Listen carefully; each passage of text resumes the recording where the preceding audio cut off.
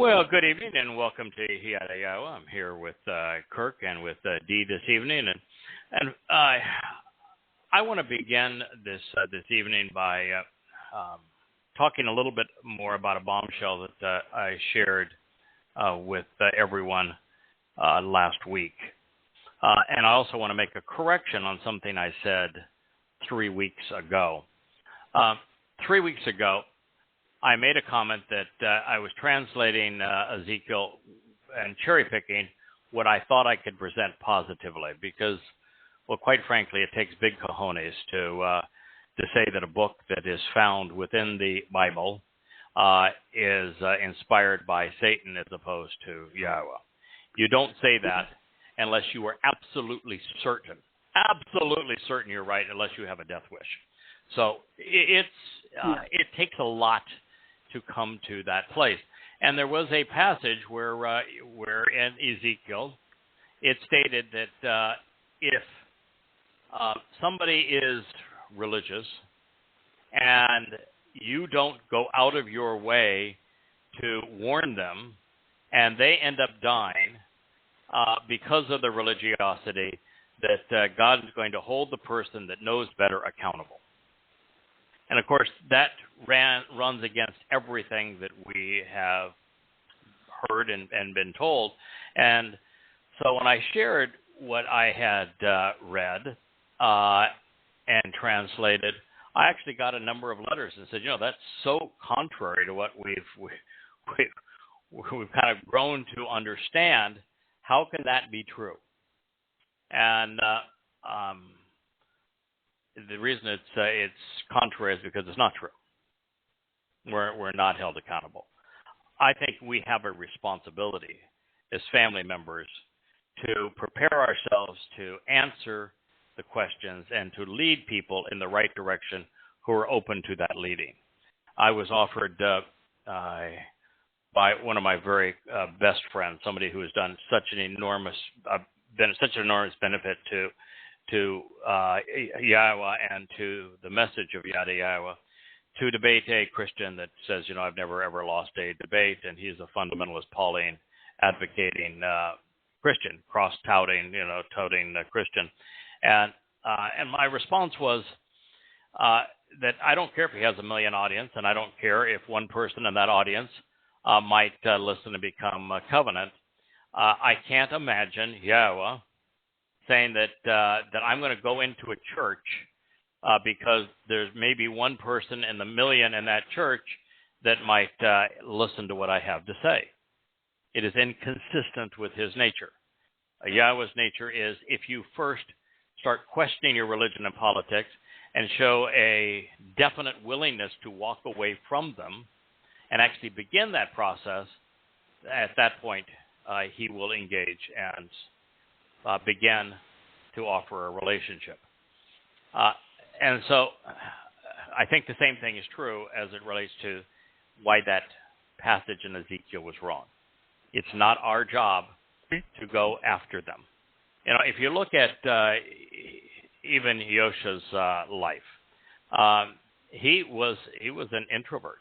I don't know what percentage of what we read is accurate, but there's not a lot of reasons to make up some of the earlier encounters.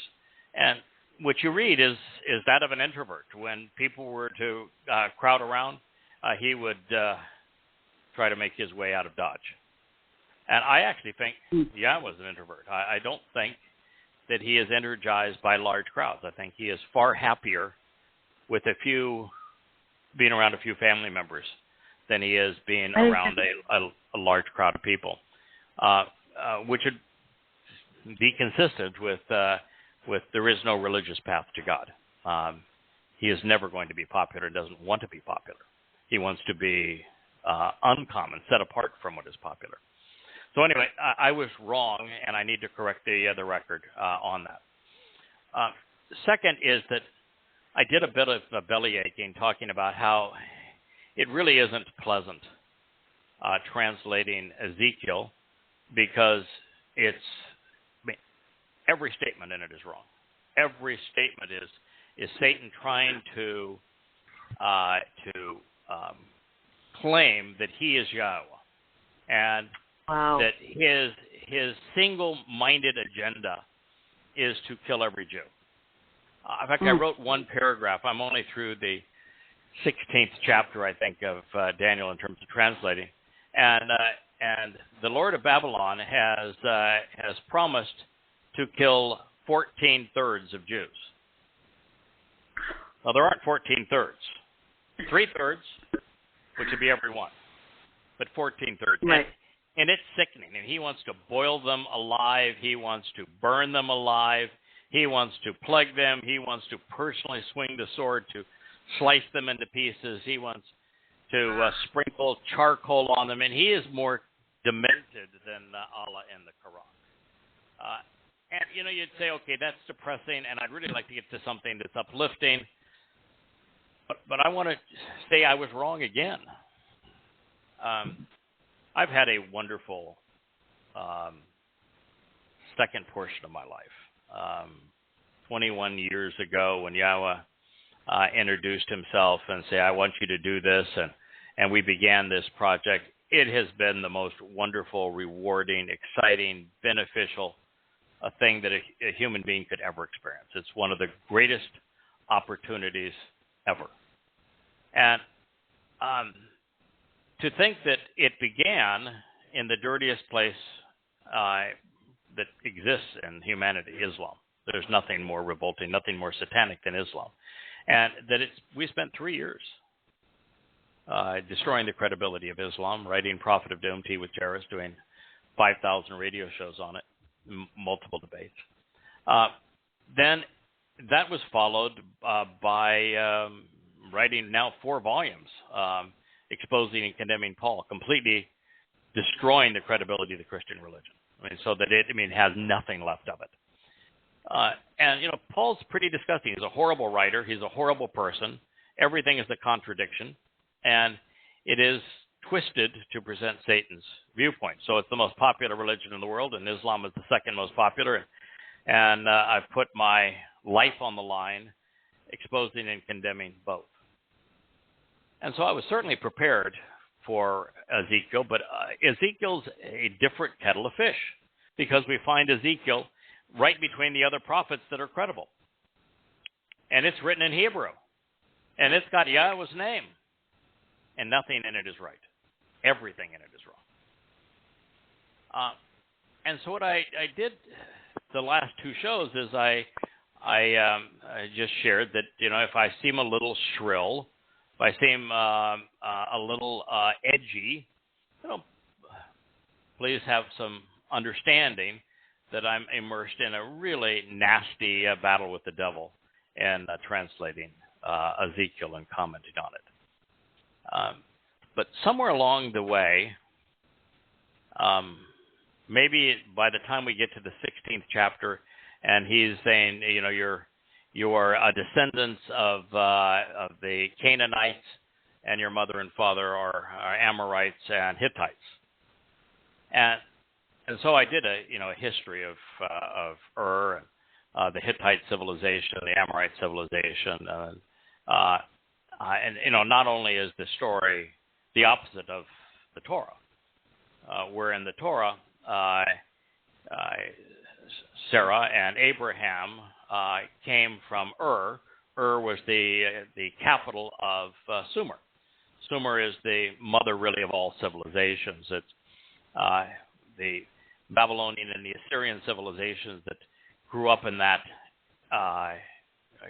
part of the world all stood on the shoulders of Sumer. It was the most advanced civilization in the world at the time. It's the civilization that invented the 6-base counting system, a 10-base counting system, the system we use for direction in terms of a compass, the system we use for time in terms of the 12 and 24-hour time, invented most of mathematics as we understand it. It was the first country to institutionalize also religion and integrate it with politics, and they were disgusting. They had child sacrifice and all manner of things, that's the nature of civilization. But that's where they came from. It's a very well-known place. And same family, but it's Yahweh makes it very clear where they come from. And Yahweh was leading them once they decided to leave that place, the cradle of civilization, if you will, and were walking away from it, where Yahweh introduced himself to them, and he then led them to the promised land, where he said, "I'm going to give you this land." So rather than their ancestors coming from Canaan and from them being from Canaan, is exactly the opposite. And the Hittite civilization would not even exist until about 400 years after Abraham and Sarah had lived their lives and died. So Sarah and Abraham cannot be descendants of the Hittites because the Hittite civilization didn't even exist at that point. And the Amorites, at the time of Abraham's birth, were sheep herders and along the Mediterranean coast of Syria. At that point, they did not have a civilization.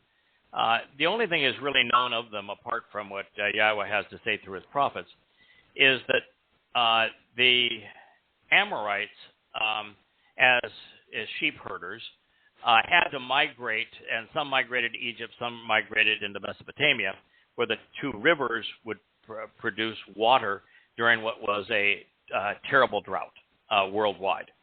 And during that drought, a few of them migrated to Mesopotamia, others into Egypt. And while in Mesopotamia, they arrived about 100 years after Abraham's birth, by the way, 100 years after his birth. But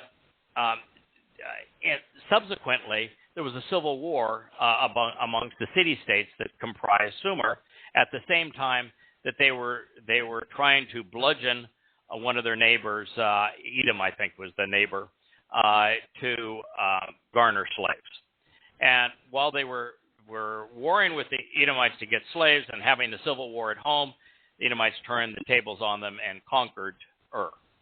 And they left the garrison there for about 20 years where they were in charge of Ur. And then they did the cost-benefit analysis and said, this is really not worth it. We're just going to pull back out and go back home.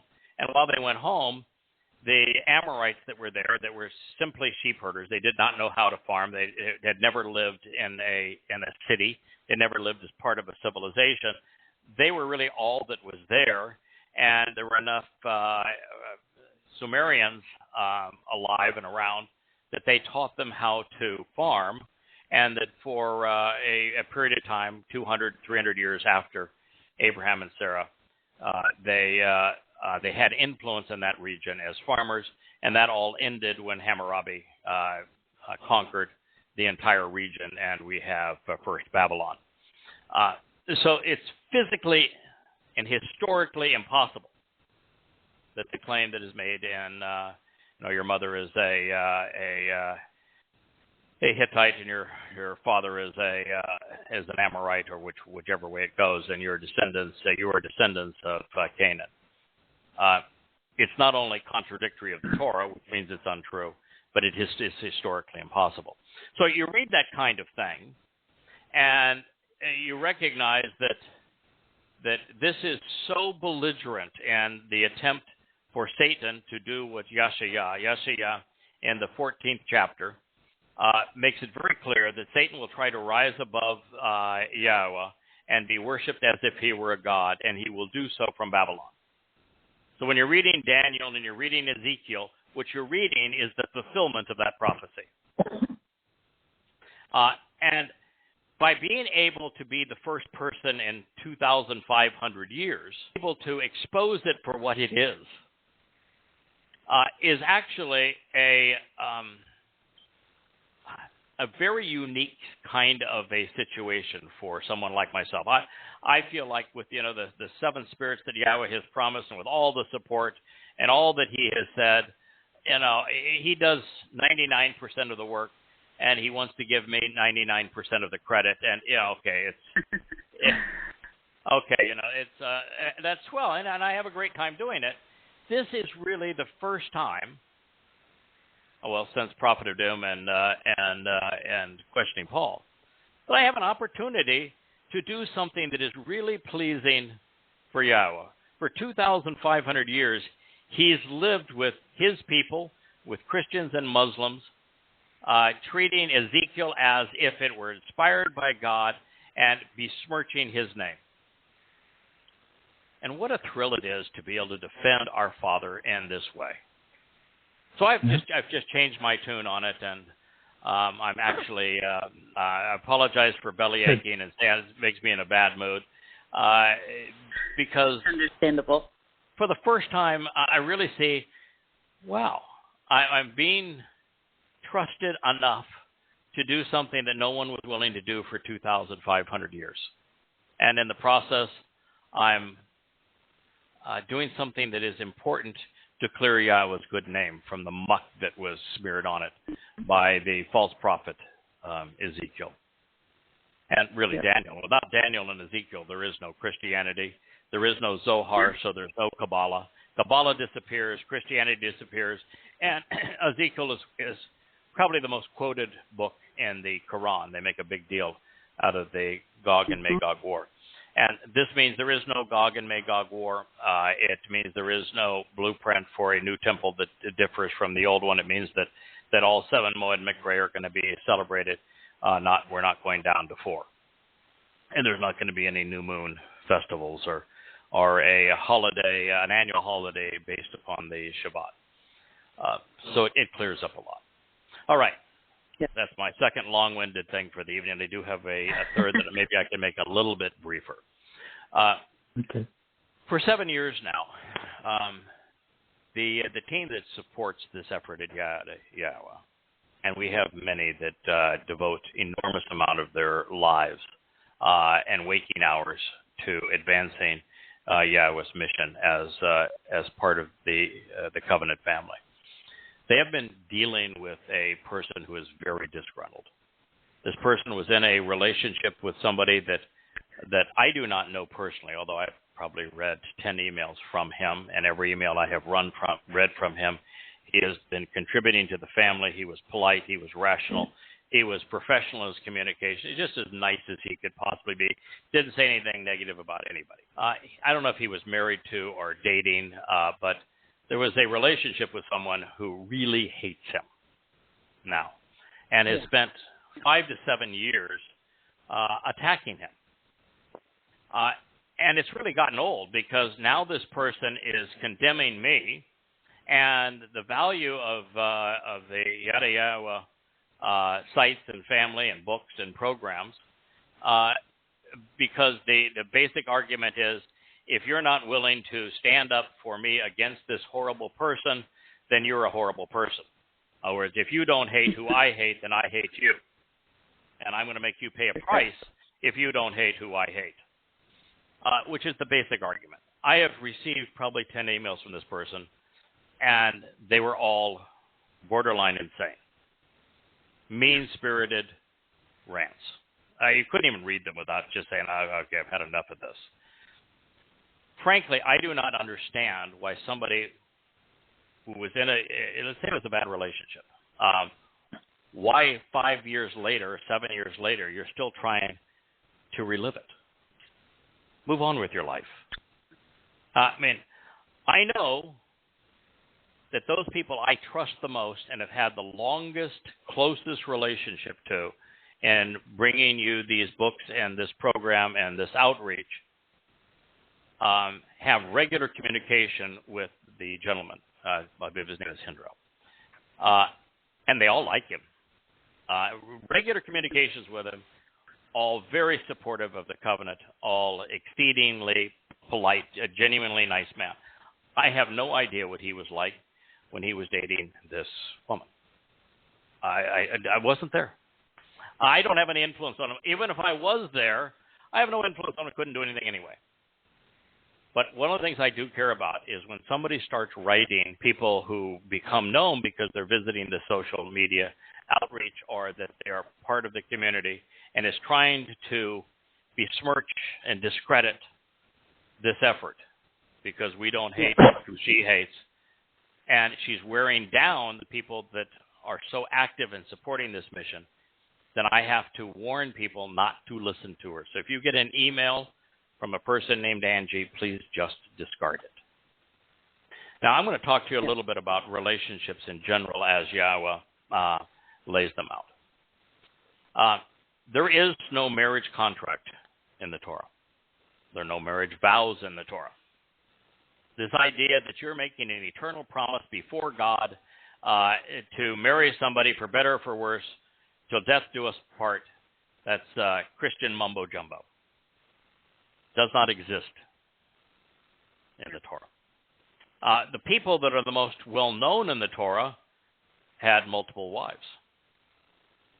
There's probably women that had multiple husbands, but it's just so uncommon in the ancient world that women would, because, quite frankly, until fairly recently, women have never had equal rights to men. And like in ancient Greece, the country that we have this fixation on how wonderful it was, women were trash. They had absolutely no rights. They'd seldom leave the home. A husband could kill her without any consequence. They were less valued than domesticated animals. Do you know, there's another thing, too, about Greece. We think of the model for democracy. Do you know that in Greek cities during the heyday, 80% of the populations were slaves? 80%. Wow. These are despicable situations. But anyway, women had no rights. So the only place that doesn't degrade women at all is the Torah. Yep. Women are not degraded at all, but it also reports life as it was. So it talks about the fact that there are men who were in powerful positions who had the wherewithal to support many women who chose to do so. Personally, it's not for me. If you were to give me Dode's 8 wives and 10 concubines, I'd say, no, I'm going to keep the one I have, and I'm quite content. And I would not want that. That does not appeal to me. It's too much energy, too much distraction, too much commotion does not appeal to me. The fact that it may appeal to somebody else, I'm not going to criticize that because Yahweh did not say a thing about Dode having multiple wives. The only one he said is, I really don't like what you did with Bathsheba. I think that you sending a fine man into battle thinking he might die so that you could take his wife was a rotten thing to do, and God held it against him. But he didn't hold it against him. He had 7 wives before that. He never said a negative about having 10 concubines. It just isn't. Monogamy was never something that he spoke about. So, while I know many women have this very strong commitment to loyalty and men, and this idealized view of men and a relationship and what they should behave like, it just, my mission is to tell you what the Torah says and what Yahweh says. It is not something that he advocates. He advocates exclusivity and monogamy and our relationship with him. No false gods. Right. But he does not advocate, nor does he declare that we have to be monogamous in our personal or sexual relationships. And quite frankly, the 2 statements that are in the Torah regarding homosexuality are not actually about homosexuality. It's about not treating somebody who you have the ability to control inappropriately, because it was a common practice in war for the victor to sodomize the surviving soldiers, to degrade them of the enemy. And Yahweh said, just don't do that. That's an inappropriate thing to do. He rates that with the bestiality. But he actually says nothing about homosexuality. And he certainly says nothing about bisexuality. So it's just these things that we get all caught up in aren't Torah. There is no marriage ceremony. You're married when you act married. When you decide that you're going to live together and raise a family, then you're husband and wife. When you decide that this person isn't somebody I want to be with, Angie, with Indro, you don't want to be with them, write them a letter, tell them, not tell everybody else, I don't want to be with you anymore for these reasons, and then walk away. Leave them alone and walk away. Now, I know there's a lot of people that got caught up in that Christian cultural thing that you can't do that, but that's Torah. God does not want you to be unhappy in your earthly relationship. If the relationship is not working for you, just walk away from it. Yep. So that's the story. And when it says don't commit adultery, he's not talking about relationships between men and women in a certifiable marriage, because there is no such thing. He's talking about when he uses adultery, as he does all the way through Hosea, he's talking about our relationship with him. He is not going to share us with false gods. It's his prerogative. And by the way, it's not an order. You don't have to listen to him. You can have as many false gods as you want. You just can't have a relationship with the real God if you choose to have a relationship with the false God. Pretty simple. Right. Okay. So that's the story is, if you're unhappy with somebody, leave them. Go on with your life. Find somebody you can make happy and that you're happy to be around, and let the other person live their life. I was separated, I guess now, 5 years ago. And I had lots of reasons that I was really, really unhappy with my ex and my relationship. And I was thrilled when I was separated. And I'm happier now than ever been any time in my life. But the reasons that I was upset with that relationship was no business of anybody else's but mine, and I didn't even think it was my children's business. I didn't share it with them. I didn't think it was appropriate. Right. My issues with her, and I stated them in the letter. And, there was a year's period of time where I was tormented by this person as I tried to separate from them. And I know it affected these programs, and people who were listening said, boy, he is really distracted. And I was. It was a very difficult position.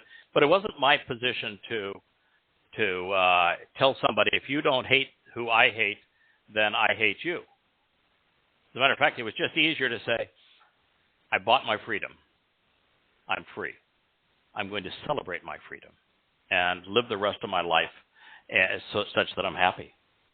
The interesting thing is that while you're preoccupied with the difficulty of separation, which our society has made it very difficult with our laws, once it's over, it's just over.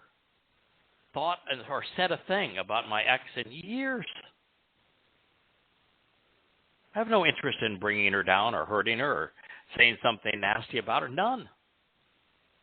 God, I hope she's delighted that she found the happiest relationship in the world. I mean, why would you ruin your life by being smothered by a relationship that's been over 5 to 7 years? So I just think it's a very poor life choice to do that, and a worse life choice to try to bring others into it, and even worse, to try to discredit what we're doing here for Yahowah and for the covenant family and for God's people, to try to besmirch it because we're not playing along with your game. So those are my thoughts on those issues. And the last issue we wanted to talk, Kirk, you sent me an article on the Ukraine, and my biggest issue with the Ukraine I expressed 3 weeks ago, so I'll just state mine real quickly, and you can say anything you want to add to that. But my issue with the Ukraine is that the United States has deliberately and knowingly lied to create a false impression that we are the lovers of freedom. When we initiated this proxy war, we have funded this proxy war, and we've come within a blink of an eye of destroying our reserve currency status, for empowering what's called now BRICS as it relates to it, set inflation at raging levels, destroyed supply chains and food supplies and fuel supplies around the world, and we put the world on the brink of nuclear war. And even Putin says, we may have to reassess our strategy, which has always been that nuclear weapons for us would only be used if we are first struck as a response to being struck, which America, by the way, would never do. And America's always had a preemptive strike platform on nuclear bombs. I don't know if you know that, but America has never been willing to go where Russia went, which is to say we will only attack if attacked. And America says we won't make that commitment. Well, Russia is saying, I think it's time that we reassess our position on nuclear weapons because of what the West has done in the Ukraine. So we have deliberately, starting with the Bush administration, then the Obama administration, and with great support by both parties, we have put ourselves in the world in a terrible position, and truth is just non-existent in this regard. And I would like to say that the Ukrainians that we're presenting as wonderful, loving, peaceful, democratic, they're none of these things. There's no country on earth that has historically been more anti-Semitic than the Ukraine. The Ukraine was more Nazified than was Nazi Germany. The Ukraine is actually the birthplace of Hasidic Judaism, which is the worst form of the religion in its long history. Disgusting. I mean, Hasidic Judaism, it rivals Mormonism and Scientology and Islam for prize of world's dumbest religions. And it's the birthplace of Hasidic Judaism. This is a place that has welched on every agreement it's ever made, and particularly in the financial community, where the United States bribed the Ukrainians to allow the West to supply its deficits because they're so into graft, when Russia was willing to do it. And that would have cost us between $1 billion and $2 billion a year. And now we're spending $100 billion a year, literally destroying the country. It is one of the dumbest moves in the history of humankind. And when you look at the United States engaging in World War I based upon us trying to sink the Lusitania or the Spanish-American War as we sought to sink the Maine, or the Vietnam War when we lied about the Gulf of Tonkin incident. We've done some unbelievably stupid things. When we blamed Iraq for 9/11 when he was the most anti-fundamentalist Islamic person probably on the planet, and hated Al-Qaeda, but yet we justified invading Iraq because we blamed them for 9/11. I mean, it's just insane what we have done. But if you take all of those things, none of them compare to the insanity and the foolhardy stupidity of what we are doing relative to the Ukraine. And that I am convinced that the Ukraine is going to lead to world war and probably a nuclear exchange. Those are my thoughts. And Kirk, what do you want to add to that? No, I read all the same stuff that you've done, and I was amazed how close he was to the same approach, same thing, and analyze it. And people around the world know this could be nuclear war. This ain't no joke. I mean, this is the worst thing we've ever done, and we've done some terrible things. But now it's just. Yeah, America trashing the world economy, trashing its own economy, and putting the world at the precipice of nuclear war because we want the Ukraine to be part of our axis of supporters. And in the process, what we're doing is we're creating BRICS. I mean, BRICS is a direct result of what we're doing here. Because they know that we are manipulative, we want to be in control of everybody, and countries like Brazil said, no, we don't want you to control us. China says, no, we don't want you to control us. Russia says, no, we don't want you to control us. And India says, no, not us either. And that's BRICS. And Saudi Arabia and the OPEC nations are joining them. And it's just a matter of time when the nations that are between the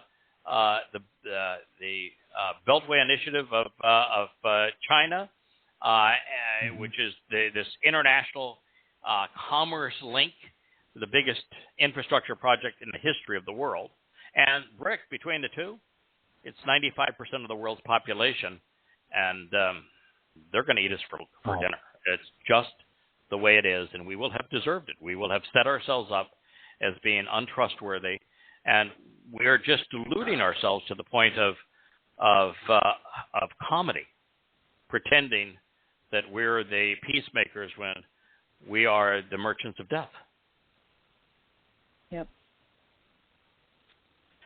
So it's a frightening position. Okay, I want to return now to Hosea. And listen, every fiber of my body says I would really love to share with you what I've learned in Daniel and what we've learned in Ezekiel. But we work for Yahowah, and because we work for Yahowah, we work for Yehudim. The Yehudim means beloved of Yah. It's been corrupted to mean Jew. And while Yahowah knows where they are and who they are, there's this myth that Israelites are lost. But we work for Yisrael, and we work for Yehudim.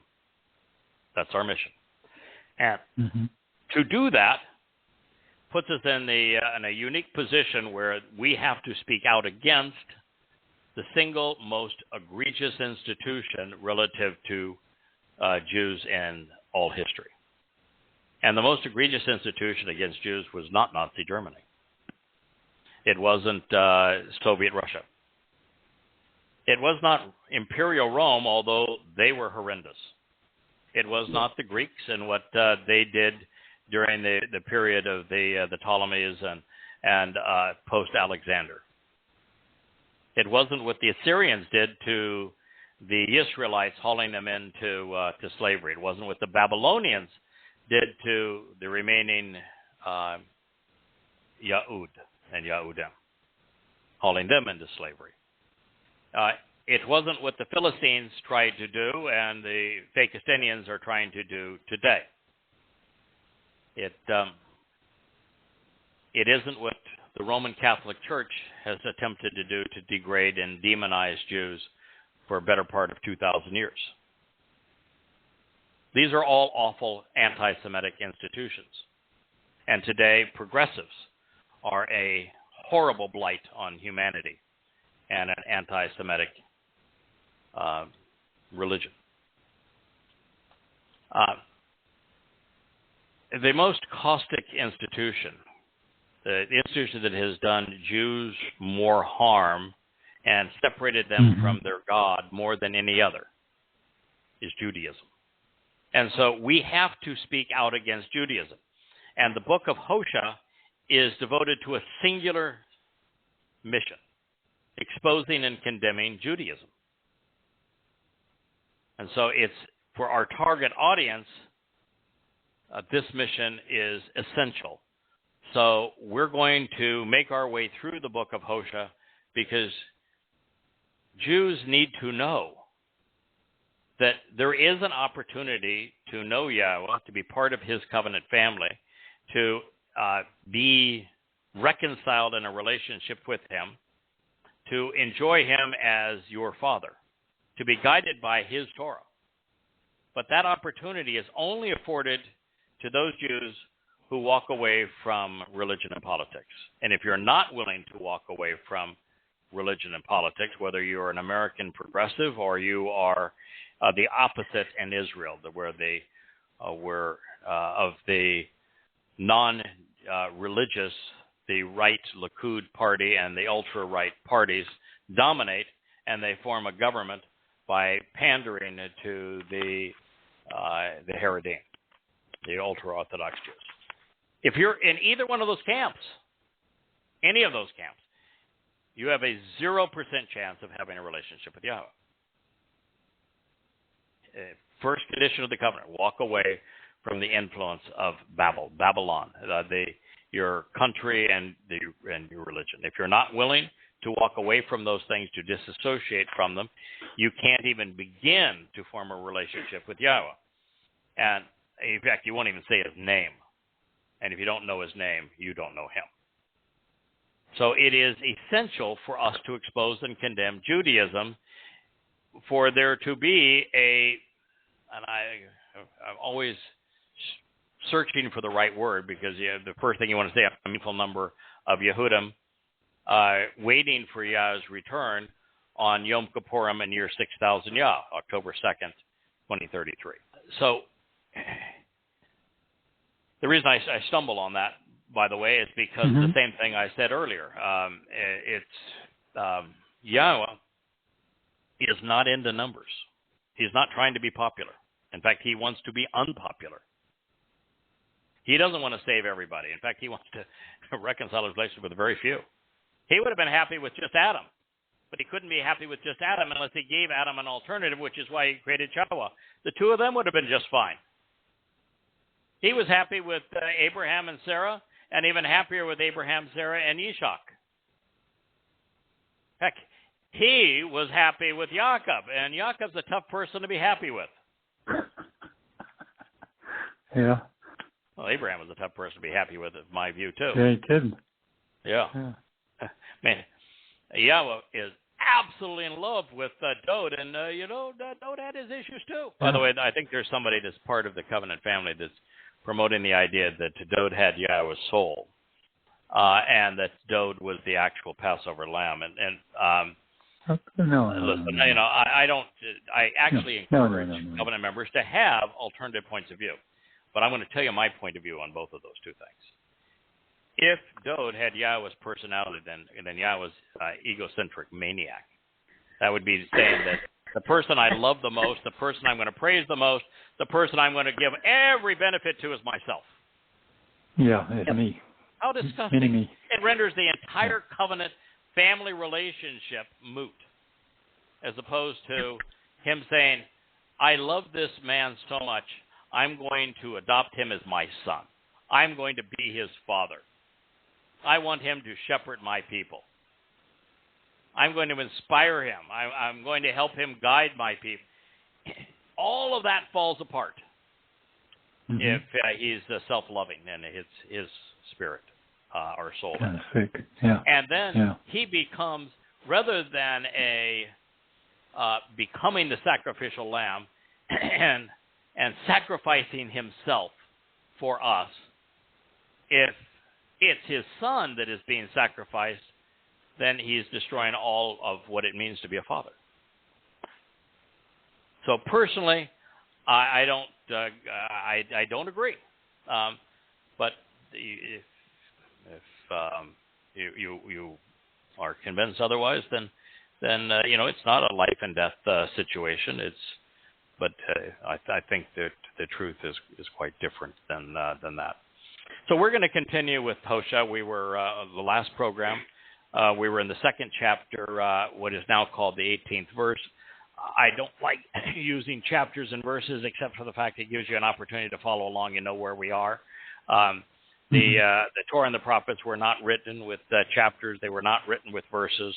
The place that they're broken is very often awkward, but it does give a reader the opportunity to verify whether or not the translations I'm providing are accurate, because they can bring up the same section. There are a host of online tools that you can use that will provide not only an interlinear, but will provide the Hebrew term, one that I think is actually quite good, except I think it's way too dependent upon Strong's, is called Q Bible.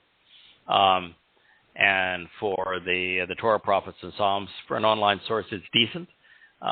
The negative, of course, is that it's all linked to Strong's, and Strong's is way too linked to the King James Bible, and makes way too many mistakes to be a sole source. All right, so we're going to pick back up on 2:18. It reads, "Then I will cut, I will establish through separation." It was written in the Call Perfect, which means literally, genuinely, but at a moment in time. So this is not something I'm going to make available for a long period of time. This is important because he's talking about the reunification with his people, reconciliation. That's going to occur at a very finite period of time in the days leading to the celebration of Yom Kippurim, the Day of Reconciliation, and 6,000 Yah, which is October 2nd, 2033. So then I will I will establish through separation, which means I'm not doing this to be popular. I'm not trying to appeal to a wide group of people.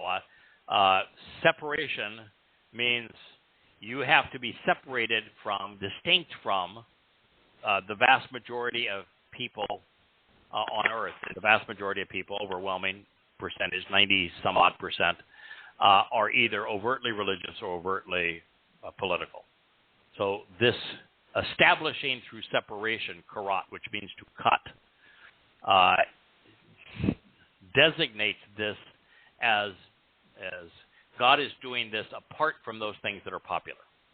And he's only doing it, the perfect conjugation means this is a limited offer in time. For them, a berith.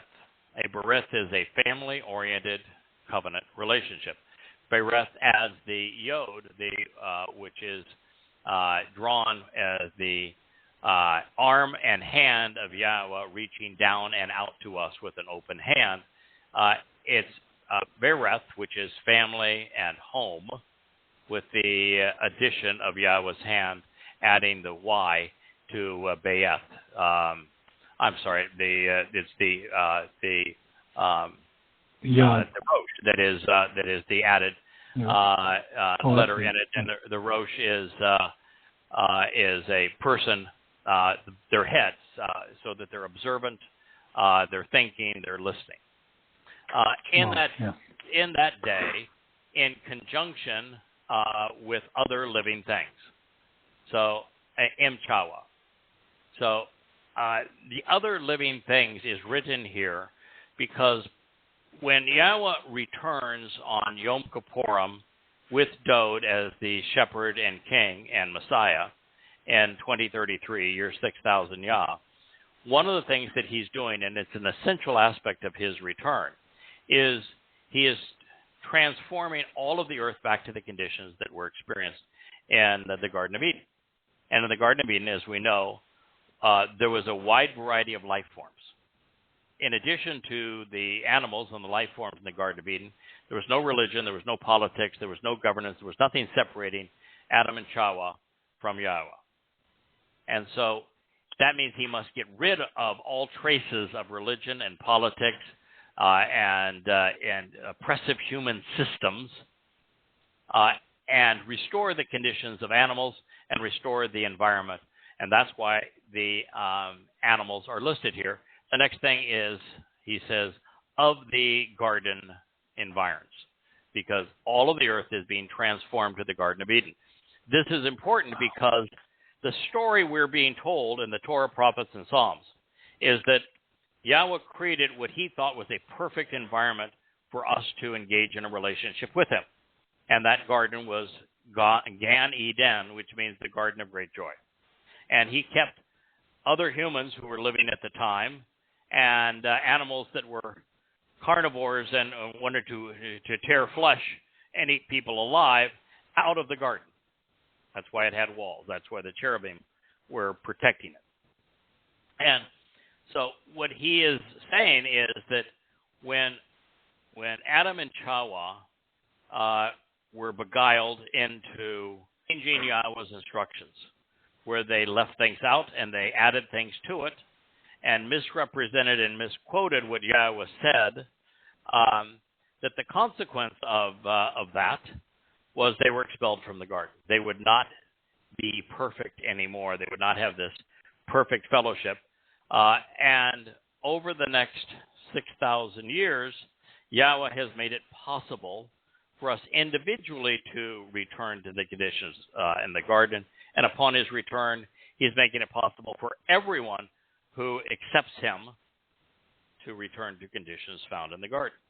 And so if you read the story of what occurred in the garden, of Yahweh walking with us and with him, celebrating other life forms together with us, then you'll like eternity with him. But also recognize that Adam was told that, if you want to make this relationship work and enjoy it, you're going to work the garden, because work adds value. It makes us far more complete individuals than we would be otherwise. It contributes something to our character. So the garden that we're going to live in for 1,000 years on earth is going to transform the entire earth into a perfect situation. We're going to have the Torah written inside of us. We're going to know exactly what Yahweh is offering. We're going to know him personally. It's going to be a wonderful time. And then that garden experience is going to be expanded to the entire universe with us having access to all of it.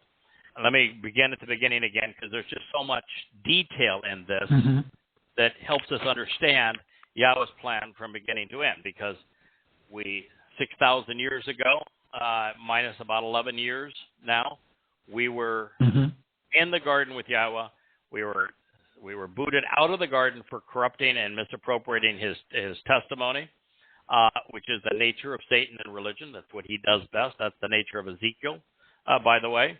And that 2,000 years thereafter, Yahweh created the means for us to return into a relationship with him through the covenant. And he gave Abraham 5 conditions that he needed to accept if he wanted to be part of Yahweh's covenant family, and even had a test at the end to verify that he understood and had accepted those 5 conditions. And those 5 conditions are very straightforward. You need to reject your country and your politics and your religion. Walk away from the family of man, if you will, from trusting and relying on them. That doesn't mean you go live as a nomad in the desert. What that means is that you don't rely on human institutions for your salvation, for your well-being, for your which you choose to believe and trust. You choose, the second condition, trust and rely on Yahweh. So instead of relying on your government for its economic support or your government for its military defense, on Yahweh. Trust him instead. The third, of course, is to walk to God and allow him to perfect us. And he perfects us on matzah, which is where the yeast, this fungus of religion and politics, is expunged from our souls so that we are perfected and can live in his presence. Doesn't make us perfect people. Dode wasn't a perfect person, but in God's eyes, it does make those that he has de-yeasted appear perfect in his eyes. The fourth condition is to closely examine and carefully consider these terms and conditions of the covenant so that you know exactly what Yahweh is offering and what he's expecting in return. The 5 benefits of the fifth condition of the covenant, by the way, is I get excited over these things, and sometimes the record skips a track. The fifth condition of the covenant is that as men we be circumcised. As a sign of the covenant, and we circumcise our sons. This is our way of showing that part of the male anatomy that is responsible for conceiving children and creating a family is a place that we guys protect and care a lot about. That and it has profound implications in terms of family, which is the model for the covenant. That part is exposed. So circumcise your sons on the 8th day, and if you're a man, be circumcised as the sign of the covenant. The benefits are Pesach makes us eternal, Matzah makes us perfect. On Bikurim, we're adopted into Yahweh's family. On Shabuah, we are enriched and empowered. This gives us then the opportunity on Towrah to be effective messengers so that we can shout out a warning to those that are still immersed in politics and religion, to flee those things so that they can, you who are listening, you can accept the terms and conditions of the covenant and join us to be part of Yahweh's family. Kippurim, which is the 6th of the 7th Moed Mikre, has yet to be fulfilled. It is the day of reconciliations. It is when Yahweh will return with Dode as Messiah and King. Dode is David. And the relationship will be, at that point, perfected with his family, reconciled with his family. So it is a day to celebrate being a Yahud, being a Yisraelite, and coming to know and trust and rely and celebrate your relationship with Yahweh. This is followed 5 days later by Sukkah, which is where we return to the garden and we literally camp out with our Heavenly Father for 1,000 years as a celebration of Sukkah, where at the end of that He's going to create a new heaven and earth with us as witnesses and participants this time, sharing in that whole process. So that is what's being offered to us. That is why in this passage when he says when He's going to cut for them a family-oriented covenant in that day is the day of His return, and it is in conjunction with other living things and of the garden environs, and in harmony with the winged creatures of the spiritual realm, even of the creatures that move about on the earth. That is what we have to look forward to. It's a return to Eden. God's story is very explicit in the sense of, as I said, 6,000 years ago, minus 11 years, we were booted from the garden, correcting Yahweh's testimony. Yahweh then provided the counsel to Abraham that gave him 5 conditions for reconciling that relationship. 2,000 years or 40 Yobel thereafter, which was year 4,000 Yah, 33 CE on the Roman calendar, Yahweh fulfilled the first 4 of those Moed Mikre, Pesach, Matzah, Bakurim, and Shabuah, to provide each of the benefits of the covenant. And then 2,000 years, 40 Yobel from that time will be 2033 when He will return and fulfill Kippurim and Sukkah. That is His story. That is what's being told in Hosea 2:18. It continues with this. And so I will abolish then destroy the bow, including the weapons which make life difficult, and the sword, including that which severs and separates, lacerates, and devastates, along with war, hostility, and infighting from the earth, so that I can make it possible for them to relax confidently and securely. What was the largest army in Eden? Shower. I'm kidding. Probably. I'm glad you said that. Girl had some chops. No question about it.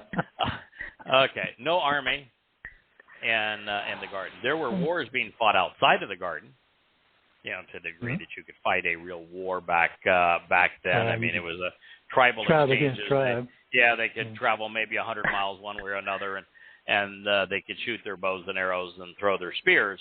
But that was going on outside. In the garden, no military, no war, no judicial system, no cops, no judges, no government officials of any kind, certainly no priests, no religion, none of that stuff.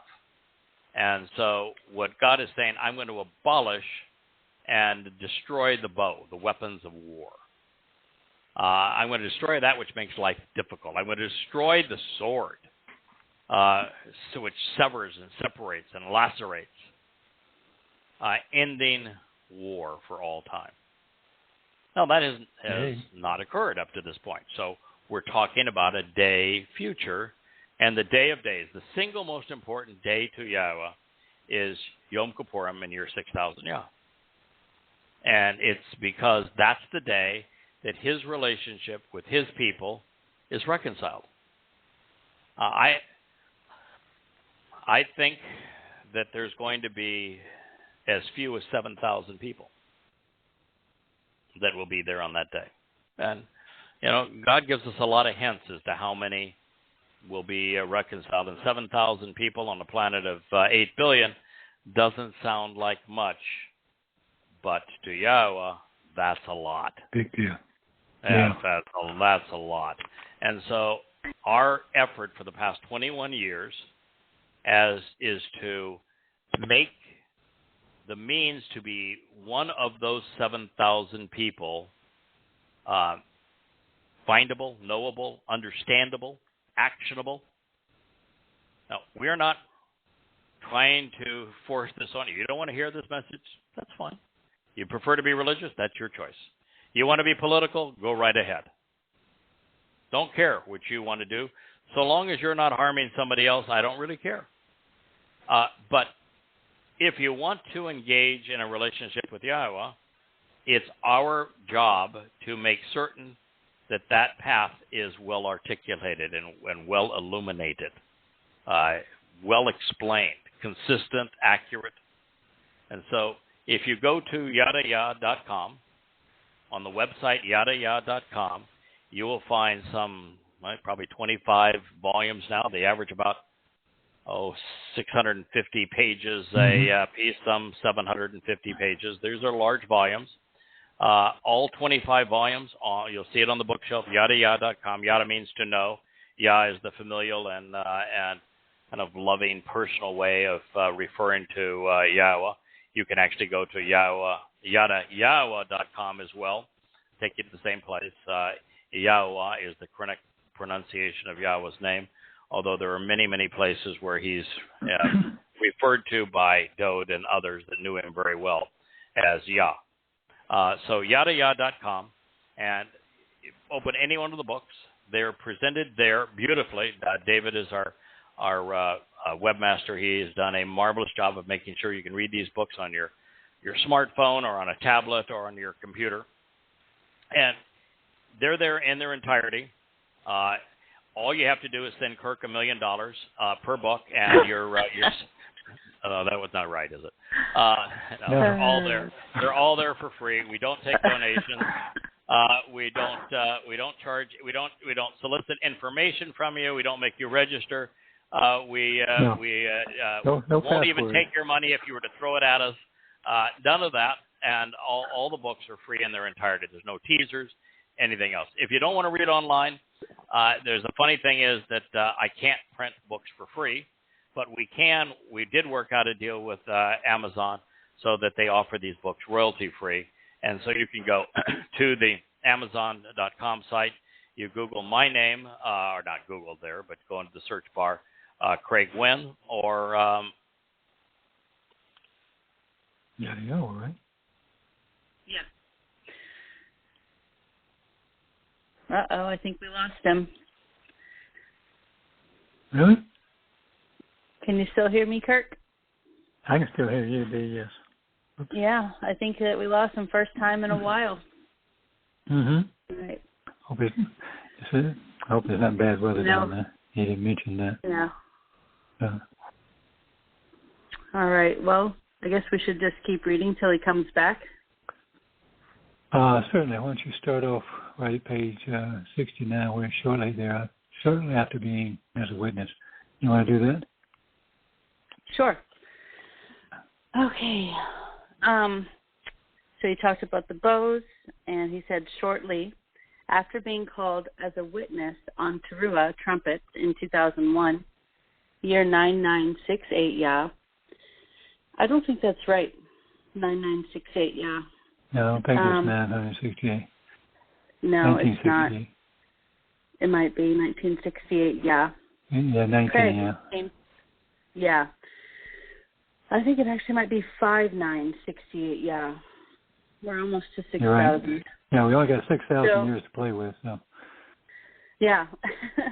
So I came to realize, or I should say Craig, this is his writing.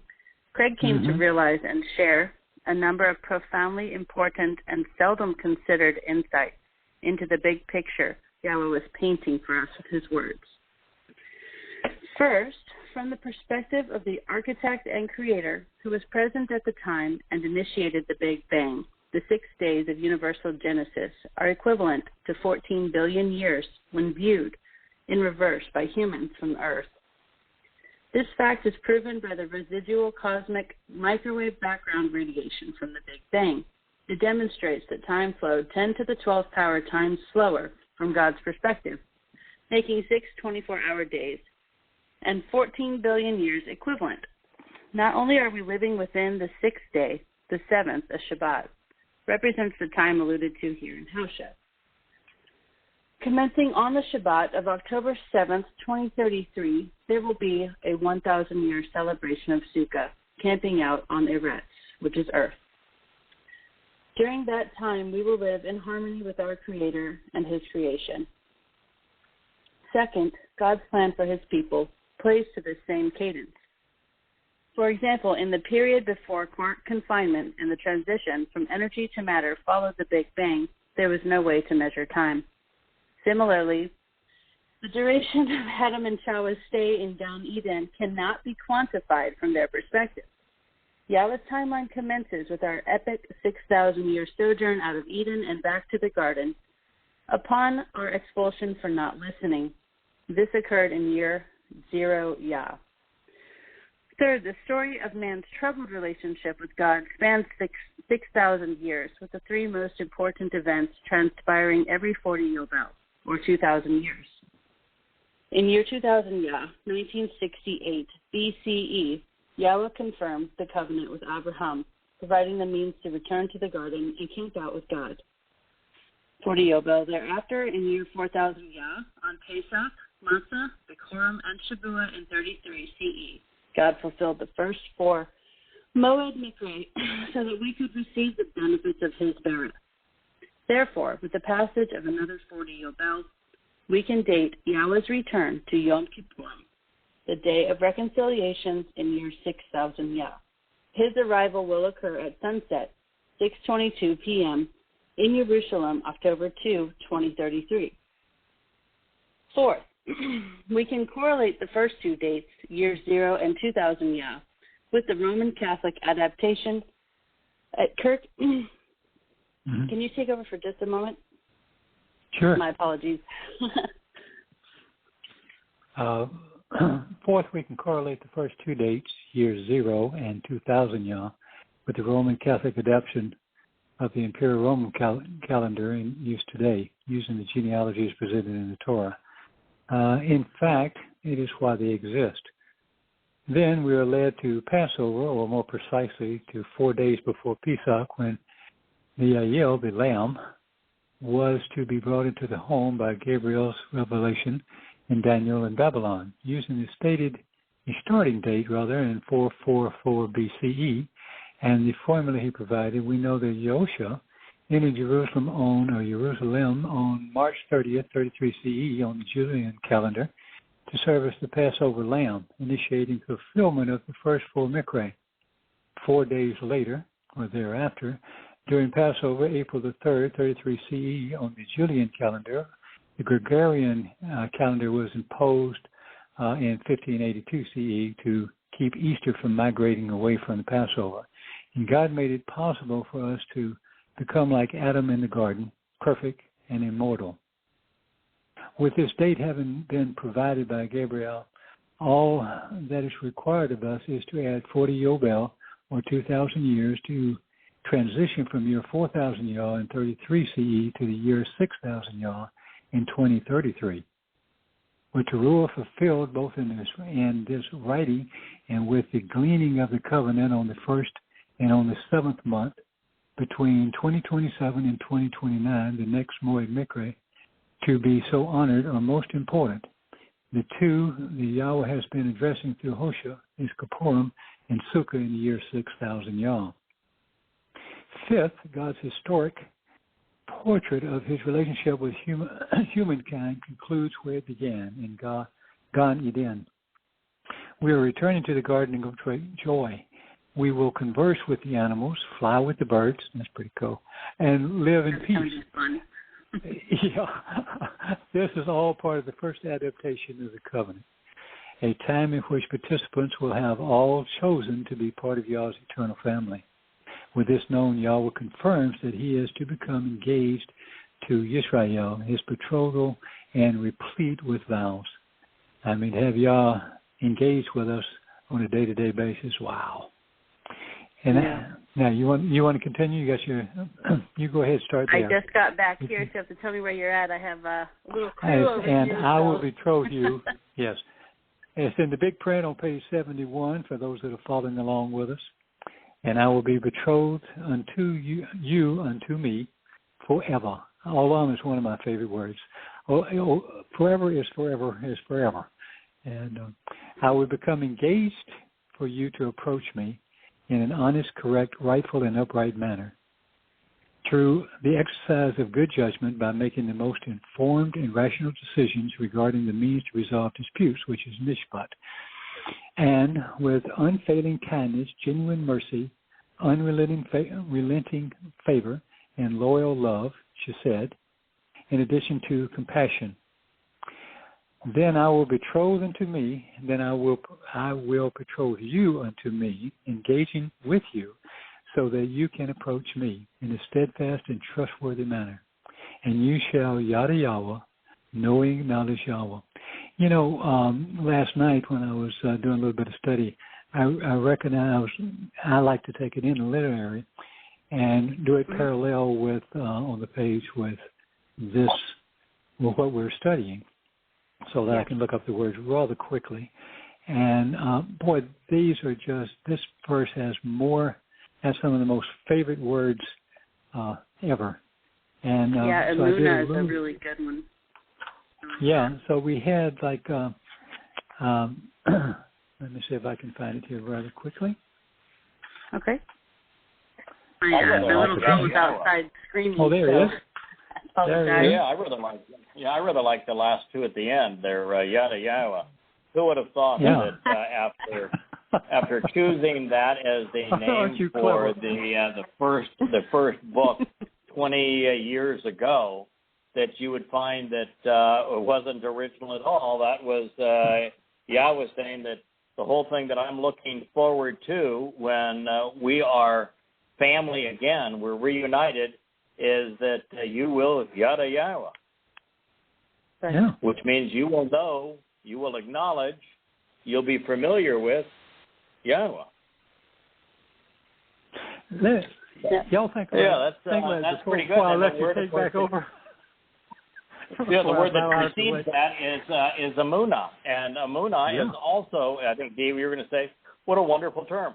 Amuna is to Yahweh what faith is to religion.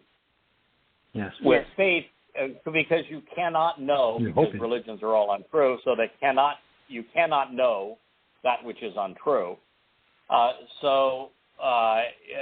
With religion, you have to believe. With Yahweh, he doesn't want you to believe that he exists. He doesn't want you to put faith in him. He wants you to Amunah, to know, to rely in the truth, to be dependable in a way that is supportive, to be upholding, to be verifiable. It's from Aman, which is to be supportive and upheld. So it is Yahweh that's saying, then I will betroth you to me, engaging with you, so that you can approach me in a steadfast and trustworthy manner. So while Yahweh is trustworthy, what he's saying here is if we're going to be family, if you want to be my kids, then shouldn't you exhibit the same fundamental characteristic? Right. Shouldn't you also be trustworthy and steadfast and dependable? It gets right back to the beginning when you're doing the book of Ezekiel, and you find that Ezekiel is absolute rubbish, but yet it's found in the middle of venerated prophets and the middle of a book published worldwide as the Bible. And so, are you going to be steadfast and trustworthy and call it out as a sham, or are you are not? And God's looking for us to be like him. Mm-hmm. Absolutely. And we can't be as good as he is at it, but we can sure try. Yeah. You can adapt yourself to his perspective. Absolutely. Yeah. Absolutely. And so that's the word before Yada Yahowah. The next one before that is Aras. Aras means to betroth, to engage, to approach. Well, we're talking about being betrothed to and engaging Yahweh. Right. And what Yahweh is saying is, listen, Yisrael has acted like a whore and has gone off chasing after all of these foreign gods. You've been like a prostitute. You've cheated on the relationship, and therefore I've had to separate myself from you. So what I'm telling you is that a day will come when we're going to be re-engaged. We're going to be betrothed again. We're going to engage in a relationship again. Right. And that relationship is of men and women coming together in love, father, mother, son, daughter. This is a family kind of thing. You betroth yourself to someone that you love and want to spend quality time with, conceiving and raising and nurturing a family. And that's the approach that Yahweh is offering to us and how he's going to approach us on the day of reconciliation. Right. Particularly his people. And what's the verb right before it? Rakam. Yeah, that's it means compassion. Oh, compassion, yeah. affection, mercy, genuine, heartfelt between affection. Rakam, which, heartfelt affection and compassion. And right before that is Chesed.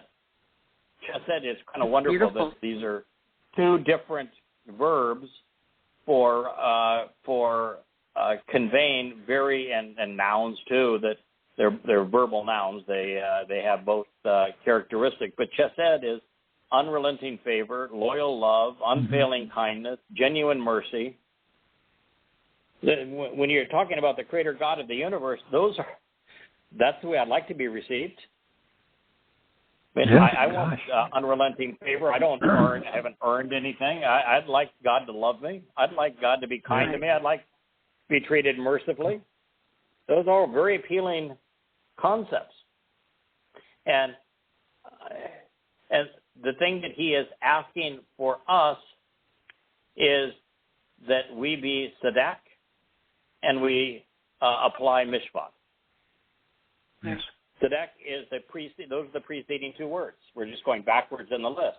To mishpat is to exercise good judgment. Mishpat is a compound of my, which means to consider the implications of, and shapat means deciding and judging, using evidence and reason to make a quality decision.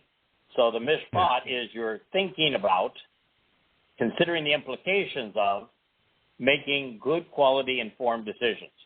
About what? Sadak. Sadak is being right, being honest, being correct. That's the thing that is so wonderful about the Torah and prophets. We talked about Dode at the beginning of the show. Dode is a flawed individual, but no one was more beloved by God. God constantly said that Dode was Sadak. Yes. He was right. It never says Dode was good. No. He says he was right. Yeah. And so Dode is his favorite person in the history of humanity. I don't know how many tens of billions of people have come this way, but many, many tens of billions. And of those people, God's favorite is Dode, David, far and away. Yeah. And God says that there are lots of things that cause God to care about this man more than any other, but one of them was he was right. And the more we study Dode and we find out what his characteristics were, what his strengths and weaknesses were, the more we emulate his strengths, the more we will appeal to Yahweh. And it's good to appeal to God. We want God to like us. Absolutely. So the way to garner favor with God is not only to be right, to be correct about understanding who he is, what he's offering, what he expects in return, but also to exercise good judgment about these things. Don't come to him in faith. Come to him on a basis of knowing, of knowledge. God proved his existence. He proved that his name is Yahweh. He proved that he exists. He proved that he created the universe. And he has proved reliable on everything he has promised. He even proved that he inspired these books that we are studying. Right. And he did so by prophecy, which is presenting the past, the present, and the future accurately without making a single mistake ever. And so we are in a position to aras atah Yahowah, to engage with him, to approach him, so long as we're honest and correct about him, we're being judgmental and making quality decisions, then he is going to respond with chesed and rakam, unfailing kindness, genuine mercy, unrelenting favor, loyal love, total compassion.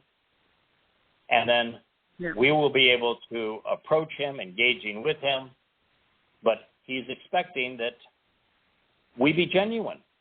That's one of the reasons why we don't dumb this thing down or shorten it, because if I gave somebody just the easy answers, this is how you become part of the covenant and become part of God's family, and you do this, those, but you don't know anything else, how are you going to be trustworthy? Yeah. Now, a relationship is worth the dark. I don't care, even if it's with God. A relationship is worthless unless both parties are contributing. Unless both parties contribute and both parties benefit, it isn't worth anything. So if we can't please Yahowah, we're a drag on the system. If we can't contribute something to his family, we're a net liability. And it isn't all that hard. You say, but God's big, powerful, and smart, and okay, that's all true. But he chose to do everything through people. And when you look at who he's worked with and who he's happy to work with, it's not that hard to please him. But you got to have the want to. You've got to try. Yeah. You've got to approach this such that you strive to be right, you think it through, you appreciate what he's offering, and then you act in a trustworthy manner. I mean, this is the whole story, and it ends with, and oh, by the way, if that all happens, you Yada Yahowah. Is that where you get your series name from, Yada Yahowah? Was that your original inspiration?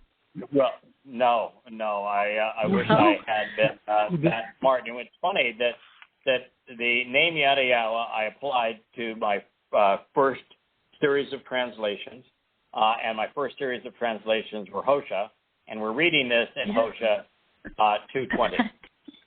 So you would think that if you're just doing this, that you'd say, hey, there's the name. I really like that name. That's Yahowah's conclusion of what it's going to be like when all of this comes back into place and he has reconciled his relationship with his people and they are one happy family. I'll name the book Yada Yahowah. No, I wish I should have been that smart. But no, I realized in doing this that there was nothing more important than Yahowah's name. He gave us his name 7,000 times. He tells us the only unforgivable sin is to negate the value of his name. He told us in his Torah how to pronounce his name, and he condemns his people for renouncing his name. And Yada then became my favorite verb because I had this thirst to know more about Yahowah, to acknowledge, to understand. And so Yada being the verb, Yahowah being the object of our search, it just seemed to be the best possible name for this series 20 some odd years ago. But I will tell you, it is seeing it written like this at the conclusion of what is an astounding 2 sentences. It is very gratifying. Yeah, of course. That's a perfect choice. Yeah. Now, how does someone read these characteristics of Yah, resolving disputes, being judgmental based on the Torah guidance? You've got loving favor. You've got favor, loving kindness, compassion, steadfast. Right. He wants to be trustworthy, like he is, and so forth. How in the hell can they come up with Lord and make you believe it? Yeah, well, Lord and Master. For those who are in religion, their Lord is one that is the opposite. He's the guy that inspired Ezekiel, who wants to kill 14/3 of Jews and make certain that he can hunt them down and torment them and personally torture them. His favorite is Jew stew, where he he puts them in a kettle and boils them to death.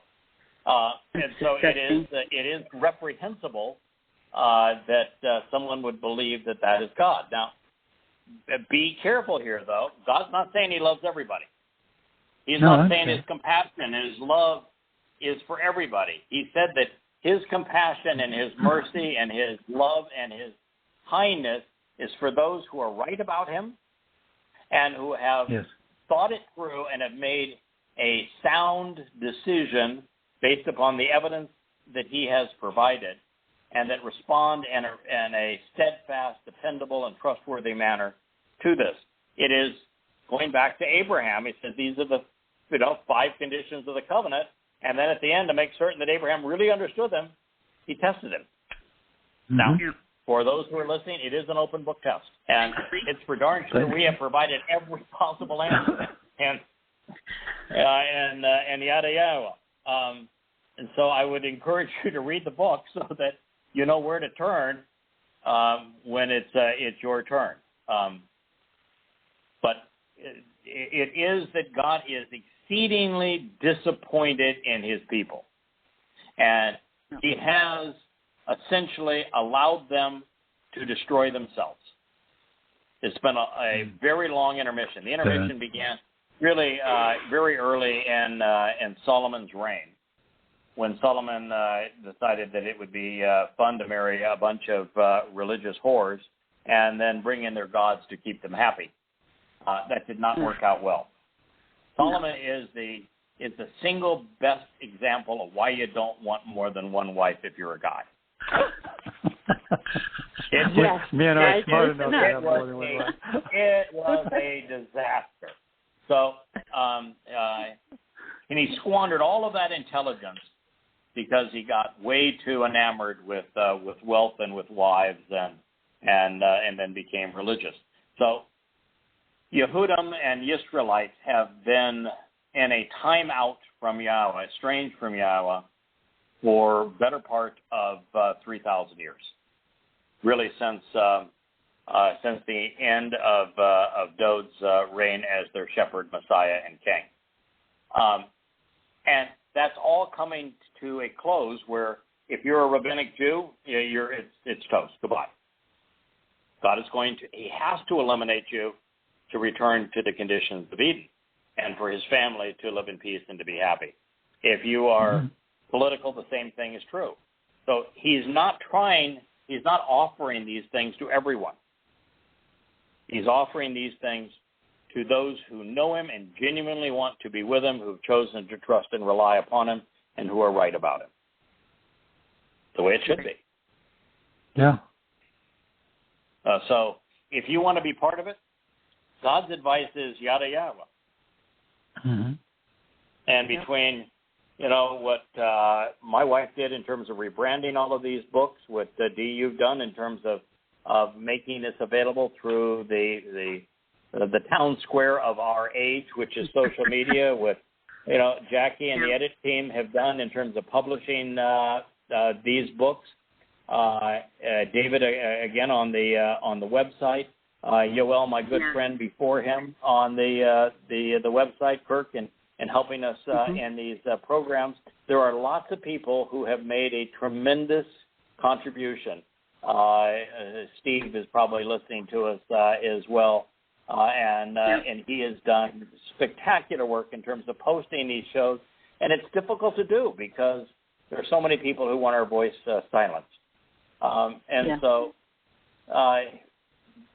we have all been committed to a singular goal, and that is we want as many people who are interested in knowing Yahweh and to enjoy a relationship with him to, in fact, Yada Yahowah. I found Mike has written there, what is the Jews do verse that I'm talking about. And Dee, I sent you chapters 1, 2, and 3, I think, of Ezekiel. I told you chapter 4 had been written but not edited. And I think I would wait in terms of distributing them until the edit team edits for me. We have a wonderful group of men and women who do fact checking and editing of because I try to write fairly quickly and they help clean up my messes and sometimes correct me if I've that somebody was somebody's brother as opposed to uncle, and so it's very helpful to have that. But I want chapter 4 to be edited for them by them before we send it out. But I don't see any harm in distributing those 4. Ezekiel has to come with a warning. I do write it in the first paragraph of the first volume, which is volume 10 now of Yada Yahowah, which said this is not for young children. It's very graphic. What the Lord is Satan and Ezekiel. He is very demonic. He is deadly. He's merciless. He has it in for Jews and is constantly listing the ways that he's going to torment and kill them. And so it is not for young readers, and it's not for somebody to say this is the first thing that they're going to read in the covenant. You really need to start in an introduction to God and then begin in the Yada Yahowah series and make your way up to this point, then to start there. But we have lots of very mature covenant members who listen to this program and who read these books, who are curious as to how I could come down this harshly on a book that everyone has been told was inspired by God. And when I make a statement like Jews do, which is what he's saying, he wants to put every Jew in a pot and boil them alive. It's disgusting, and I guess you'd have to understand, at least have some accommodation for, that when Yahweh's witnesses are put in a situation where we are surrounded by satanic rubbish, we become sardonic. We become sarcastic. We are pejorative. And we seek to make fun of this idiocy because otherwise it's so depressing. So you'll read it and you're going to see that I pop an attitude, and I am sarcastic as I can possibly be. I'm trying to hone my inner Elia. So if you read it and you don't like somebody that is sarcastic, well, then you're going to hate my tone. But I've read Elia. I know who Yahweh likes to put up against the advocates of satanic drivel, and the tone that I'm taking is very consistent to what you find in Elia. And as I say, if you don't like that, then I guess you can write your own book on Ezekiel, or just don't read it. Whatever you want to do. But I can tell you, Yahweh seems pleased. So I'm going to continue, and I'm not getting any pushback from the editors of, boy, you better tone this down. You're going to make a lot of people mad. I sense a lot of support by those who have read these opening chapters in it. But anyway, this is the antithesis of that. This is the God that says, if you're willing to get to know me as I am, and accept what I'm asking, then I'm going to shower these blessings upon you. And we're going to engage in a genuine relationship, and you're going to know me. I'm going to know you. You're going to know me. We're going to be in this marvelous relationship together. Right. Kirk, you've lived probably, and Dee, for at least 10 of the 20 years I've been doing this. You're 15 in your case, yeah. And it's never boring, never dull, never anything other than marvelous. It's exciting to go through it every time. I tried to get through a little bit of Ezekiel in between. I try to keep current more because I like to look up the things and say, yeah, that's what it says. So if anybody asks, I can prove it. That's but Ezekiel sounds like Muhammad. A little excerpt there. My gosh, well, actually, this is disgusting. The Catholic Church what I have boiled come them to death. I have removed from the final edition that is now Jackie has performed the final edit, but we've removed all quotation marks.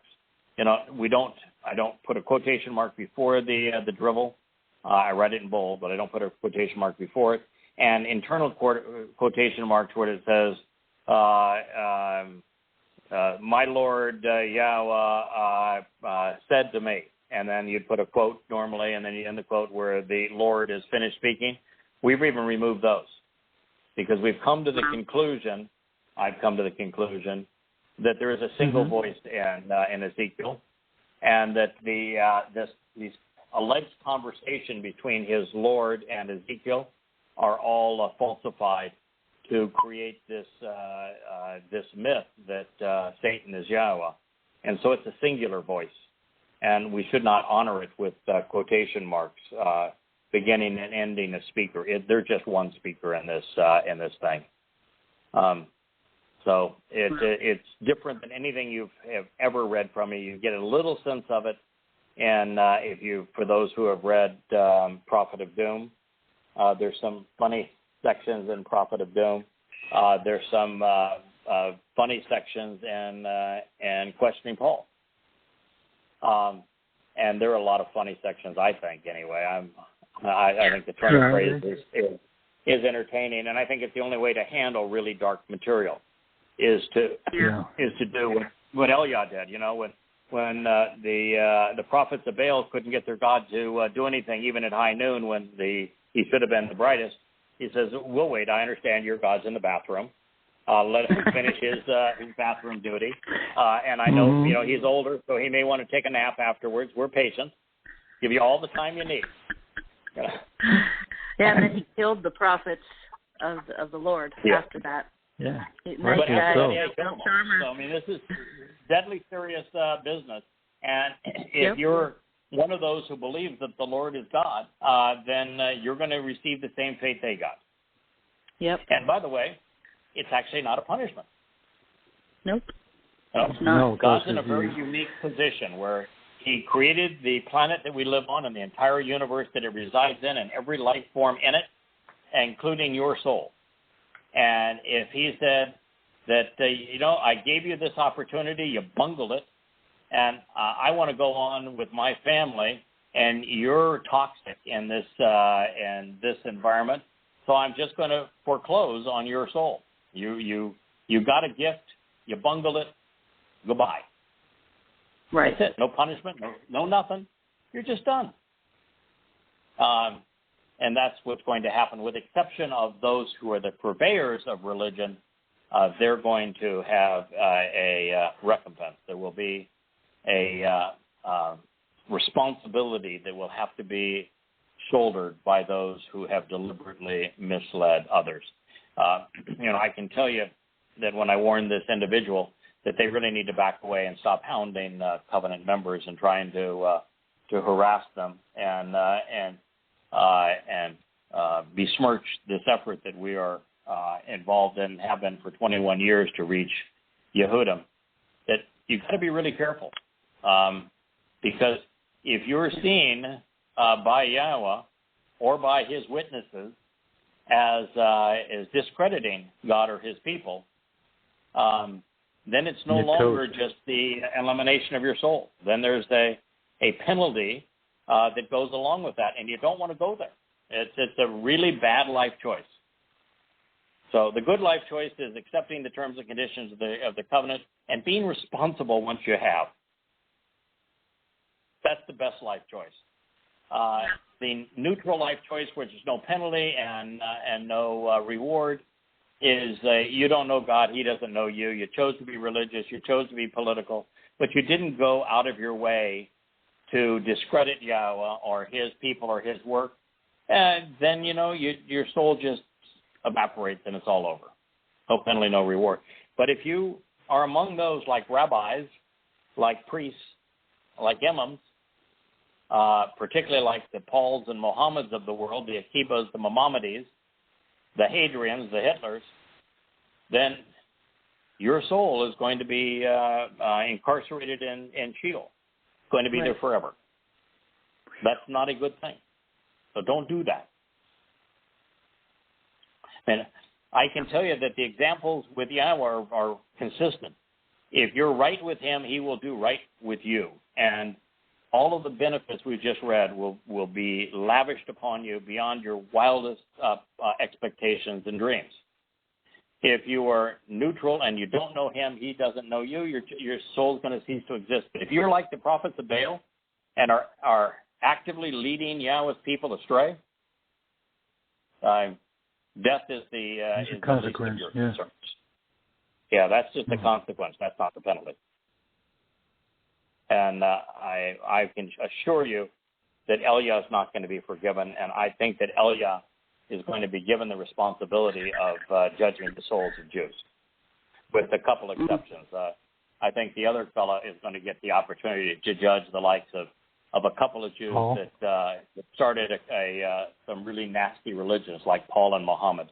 Mm-hmm. But I wouldn't recommend investing what I had to invest to earn that opportunity. It's a lot. But I think I've earned it, and it's based upon what I've read. It's going to occur. But I think the most important judgments will be made by Elia, and it goes right back to this same thing that we've talked about in the past. God does not work alone. He works through people. You know, the ruler of, the magistrate of, the governor, the shepherd, the Messiah, the king, the counselor of eternity is God. Could Yahweh do it independently? Yes and no. He has the power to, the ability to, but it's not in his nature. So he won't. Yep. Yeah. Indeed. So as a result, he's going to empower those of us who have been trustworthy and acted in a steadfast manner, who have made good decisions and are right about him. He's going to empower us to do the things he wants done, and it'll be our privilege to honor his requests. Yeah. Well, anyway, I'm sorry for being cut off. The blog would not allow me to get back in, but fortunately they accepted my call after actually the fifth time that I called. They were kind enough to let me back in. Thank you guys for filling in the meantime, and we look forward to working with you. This time next week we will we'll begin again with a review of Hosea 2:20. Yep, we didn't make it very far, did we? Well, we said a lot of good stuff, though. Yeah, this was good. My favorite is when you can explain how much richness there is in a single statement. Yes, sir.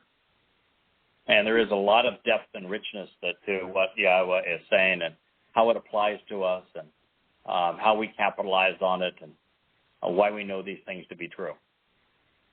So, shalom. Happy Shabbat. Look forward to being with you all next week, and maybe Blog Talk Radio will be more supportive of our effort and not cut me off out here in the faraway land of the Virgin Islands. Okay. All right. Shabbat shalom, y'all. Good night. Shabbat shalom, guys. Bye-bye. Okay. Bye-bye.